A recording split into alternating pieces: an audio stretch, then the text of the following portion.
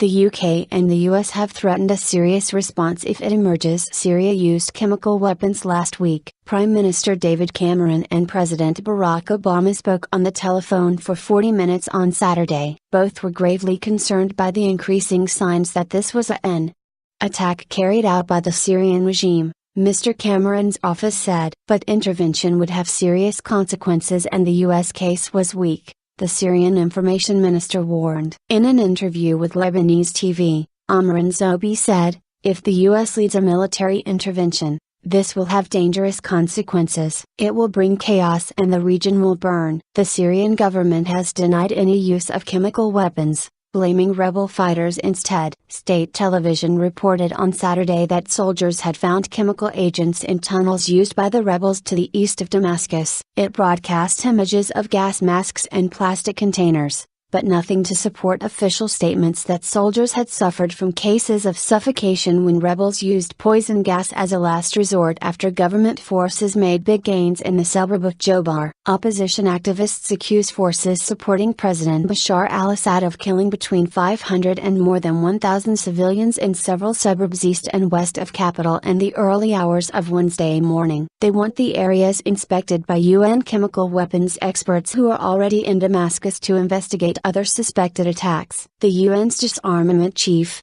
Angela Kane, arrived in Damascus on Saturday to press the authorities for access. Iran's IRNA state news agency reported that Syrian Foreign Minister Walid Muallim had told his Iranian counterpart that Damascus was cooperating with the UN experts and preparing the opportunity for them to visit areas which have been attacked chemically by terrorist groups. Gathering facts and evidence, the UN Security Council has called for immediate access for UN investigators on the ground in Damascus, Downing Street said in a statement. The fact that President Assad has failed to cooperate with the UN suggests that the regime has something to hide. It said Mr. Cameron and Mr. Obama had reiterated that significant use of chemical weapons would merit a serious response from the international community and both have tasked officials to examine all the options. The statement said the two men had agreed it was vital that the world upholds the prohibition on the use of chemical weapons and deters further outrages. They would keep in close contact.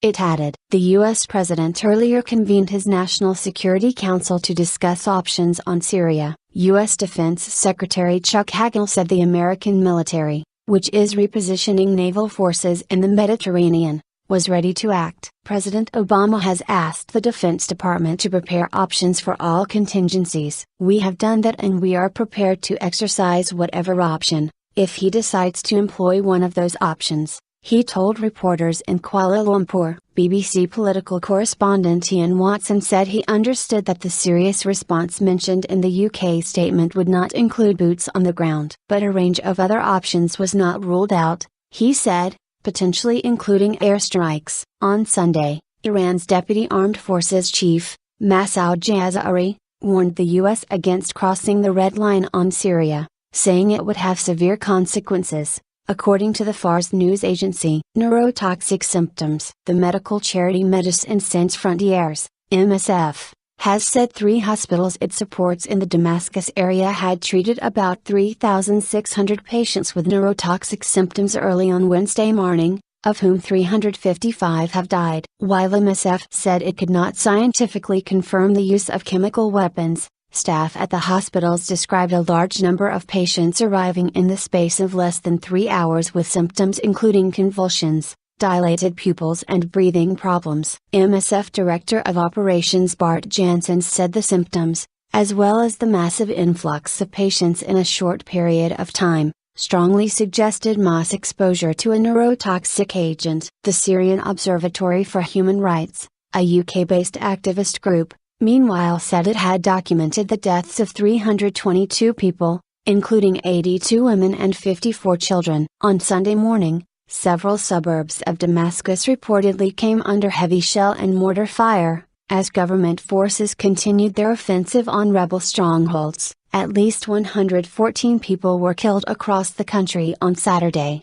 including 33 people in the capital, according to the local coordination committees, an opposition activist network. The UN says more than 100,000 people have been killed since the uprising against President Assad began more than 2 years ago.